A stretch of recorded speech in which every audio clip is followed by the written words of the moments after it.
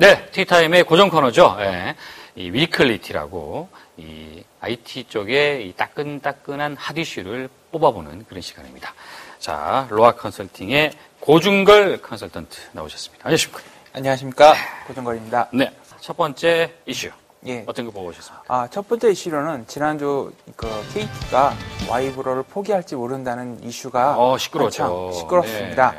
표현명 KT 개인 고객 부분 사장이 17일 열린 그 기자 간담회에서 KT가 와이브러 활성화를 위해 노력하고 있지만 세계적인 트렌드는 TD-LTE라고 말을 하면서 향후 우리나라도 TD-LTE와 와이브러를 동시에 발전시킬 방향을 고민해야 된다라고 언급을 했습니다. TD-LTE가 뭡니까?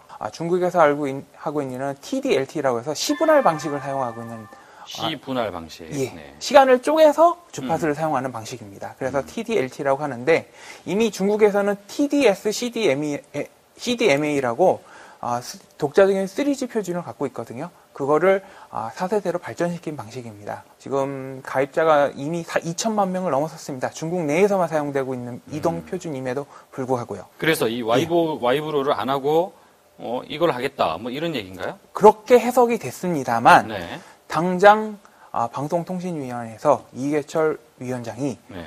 와이브로 하기 싫으면 주파수를 반납하라라는 강력한 반응을 했죠. 그 뒤에 바로 KT는 우리가 와이브로 포기하는 거 아닙니다라고 급히 수습을 했습니다. 네. 그러나 와이브로의 미래에 대한 의구심은 계속 남아 있습니다. 왜냐하면 현재 지금 와이브로를 이용할 수 있는 단말이 에그라는 와이파이 변환하는 디바이스하고 와이브로 내장 노트북밖에 없습니다. 네. 거의 대부분의 와이브로 사용자들이 와이파이로 이용하고 있단 말입니다. 이거는 문제가 있죠? 일단 사용자가 사용할 수 있는 단말이 일단 없습니다. 그리고 가장 큰 문제가 뭐냐면 삼성전자나 인텔과 같은 기존의 와이브로 관련 장비를 개발하던 업체들이 다 개발을 포기했습니다. 그러면 주파수만 있고 주파수를 운영할 장비를 개발을 할 수가 없다는 얘기거든요. 단말이 없죠. 장비가 없습니다. 어떻게 해야 됩니까? 와이브로 접어야죠. 결국 와이브로도 TD-LTE로 결국 전환할 수밖에 없을 거라고 생각을 합니다. KT는 그래서 이걸 접을 의지가 제가 봤을 때 이번 언급은 일단 시장에 특히 정부의 반응을 보기 위해서 일단 한번 띄운 거라고 생각이 되고 와이브로의 TD-LTE 전환이라는 이슈를 공론화하는 데는 어느 정도 성공했다고 봅니다. 그리고 TD-LTE가 기술적으로는 거의 60에서 80%가 와이브로와 동일합니다. 사실 모듈만 바꾸면 바로 TD-LTE로 전환이 가능하고요. 그리고 사우디아라비아 같은 곳에서는 같은 주파수 대역에서 TD-LTE와 와이브로를 같이 서비스를 하고 있습니다. 그러니까 전혀 불가능한 내용이 아니거든요. 실제로 그리고 TD-LTE를 하면 제일 좋은 점이 뭐냐? 단말 공급이 쉬워져요. 장비 공급도 가능해지고 단말도 중국에서 하고 있는 거 그대로 가져와서 주파수만 약간 조정해서 사용하면 되니까 이거는 사업자 입장에서는 시장성을 고려한다면 당연히 TD-LTE로 전환을 해야죠. 다음 이슈 뭐가 있을까요? 다음 이슈는 삼성전자가 인수합병에 적극적으로 나서고 있다는 이슈를 뽑아봤습니다. 삼성이 인수합병에 적극적으로 나서고 있다? 예. 삼성전자가 영국의 CSR, 그러니까 캠브리지 실리콘 라디오라는 회사의 모바일 부분을 3억 1천만 달러에 인수를 했습니다. 이 금액은 97년 외환위기 이후 삼성전자가 해외 인수합병에서 단일 금액으로 가장 큰 액수입니다. 이야, 이게 우리나라 돈으로 치니까 한 3,500억 정도 되네요. 네, 그렇죠. CSR이라는 회사가 어떤 회사냐 하면 그러니까 블루투스, 와이파이, GPS 부분의 절대 강자입니다. 지금 그 GPS 분야에서는 세계 1위, 점유율 41%입니다. 그리고 블루투스 분야에서 세계 2위로 점유율이 36%인데요. 이런 회사의 모바일 부분을 인수 합병을 한 겁니다. 왜요? AP 경쟁력을 강화하기 위해서입니다. 삼성전자가 AP 부분 지금 엄청 잘 나가고 있습니다. 그런데 이게 잘 나가고 있는 게 단일 그 AP 분야에서 잘 나가고 있는 거거든요. 통합 AP 부분이 있습니다. 퀄컴의 스냅드래곤이라는 게 AP와 모뎀 칩을 같이 통합을 해서 팔고 있는데 그 부분의 강자는 퀄컴입니다. 얘네를 따라잡기 위해서는 지금 AP, 모뎀 칩, 그리고 방금 말씀드렸던 그 와이파이나 블루투스 이런 분야에 대한 기술을 하나로 합친 통합칩을 개발을 해야 되거든요. 이걸 삼성전자 혼자 기술 개발하기에는 어려우니 빨리 따라가기 위해서는 해외에 잘 나가고 있는 애들을 잡아서 기술 개발 센터를 이용을 해서 통합칩을 만들겠다는 거죠. 통합칩 시대 예. 이걸 대비해서 예. 결국 통합칩이라는 게 왜 중요하냐면 통합칩을 사용을 하게 되면 들어가고 있는 반도체가 작아집니다. 작아지면 더 슬림하고 더 작은 단말을 만들 수 있겠죠. 그리고 저전력이 강화된다는 얘기거든요. 배터리가 더 오래 간다는 얘기입니다. 그러니까 이거를 대비하기 위해서 삼성전자가 적극적으로 그 관련 회사들을 인수를 하고 있고 이미 지난달에는 저전력 와이파이 솔루션의 강점을 갖고 있는 라노 라디오라는 회사를 이미 인수한 바 있습니다. 그리고 이제 결정적으로 네. 삼성이 이렇게 적극적으로 인수합병에 나서고 있는 거는 애플과의 경쟁에서 어떻게든지 강력한 무게를 쥐겠다.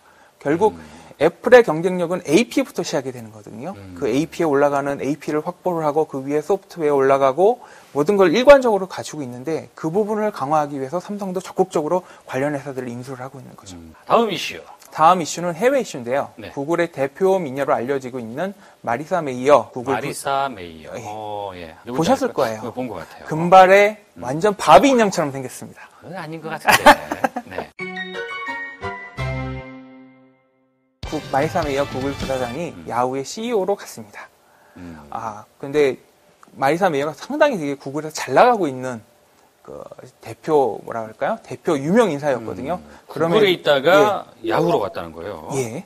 근데 야후는 지금 매우 어렵습니다. 그러니까요. 제리 양의 CEO, 창업자인 제리 양의 CEO에서 물러난 이후로 CEO의 무덤이라고 불릴 정도입니다. 지난 1년 사이에 CEO만 3명이 갈렸습니다. 그런데 그걸 구글에서 지금 잘 나가고 있음에도 불구하고 야후로 갔거든요. 왜 갔을까요?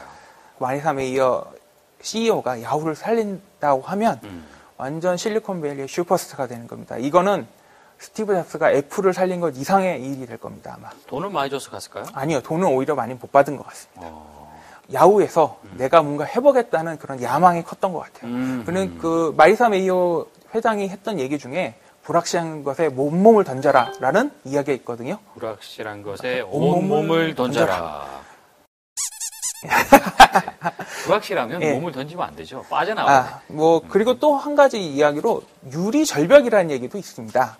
유리 절벽? 예, 그러니까 여성들이 높은 자리를 올라가기 위해서 유리 천정을 꿰뚫어야 되는데 그걸 뚫고 올라간 사람들도 여성들도 기회가 상대적으로 좋은 기회가 안 주어지기 때문에 상대적으로 위험도가 높은 일을 맡는다는 이야기가 있거든요. 그래서 그거를 유리 절벽이라고 얘기를 하더라고요. 알겠습니다. 어쨌든 뭐 야후가 회생 어떤 가능성 그런 게 나온다면 또 이분이 정말 슈퍼스타가 될 수도 있겠다. 예, 네. 그렇습니다. 자, 마지막 이슈. 예, 마지막 이슈로는 네이버의 태블릿 출시 루머를 뽑아봤습니다. 네이버가요? 예, 이건 상대적으로 많이 안 알려졌는데요. 네이버가 일단 태블릿을 만들게 된다면 해외에서 아마존이 그러니까 킨들파이어를 내놔서 네. 성공했던 것처럼 국내에서 같은 효과를 거둘 수 있을 거라고 생각했기 때문으로 판단이 됩니다.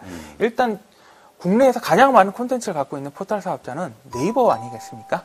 네. 모든 뉴스라든가 동영상이라든가 이런 것들을 다 소싱할 수 있는 능력이 있기 때문에 이것을 뿌릴 수 있는, 유통할 수 있는 채널을 하나 더 확보를 할 수 있게 되는 거죠. 이제 아무래도 인터넷 아니면 현재 스마트폰으로 되게 보급이 되고 있는데 태블릿이라는 걸 하나 더 이용을 하게 되면 유통 채널도 더 확대가 될 거고 더 태블릿이 상대적으로 스마트폰보다 광고를 시기에도 더 유리한 디바이스거든요. 그렇기 때문에 저가로 공급한다 하더라도 광고를 통해서 수익을 확보할 수 있을 것이라고 생각을 판단했을 수 있습니다. 뭘 어떻게 나올지 구체화된 건 없죠. 아직 구체화된 건 없습니다만 네. 지금 이런 이야기가 나온 걸 보고 그리고 타당성을 생각해 봤을 때도 충분한 가능성이 있다고 생각이 됩니다. 향후 이제 구글의 이제 넥서스 7도 국내에 출시가 될 텐데 네이버의 태블릿과 경쟁이 기대가 됩니다. 국내 포털 사이트, 어쨌든 콘텐츠 기업이라고 할 수 있는 네이버가 아마존의 킨들파이어와 같은 어떤 형태의 태블릿을 출시할 가능성이 있다라는 루머다 이거죠. 네, 그렇습니다. 이게 루머에서 끝날지 또 실제로 나올지는 앞으로 좀 더 보시면 재밌는 또 일이 벌어지지 않을까 그렇게 생각이 됩니다. 자, 오늘 따끈한 이슈 뽑아오신다고 대단히 고생하셨습니다. 고맙습니다. 예, 감사합니다.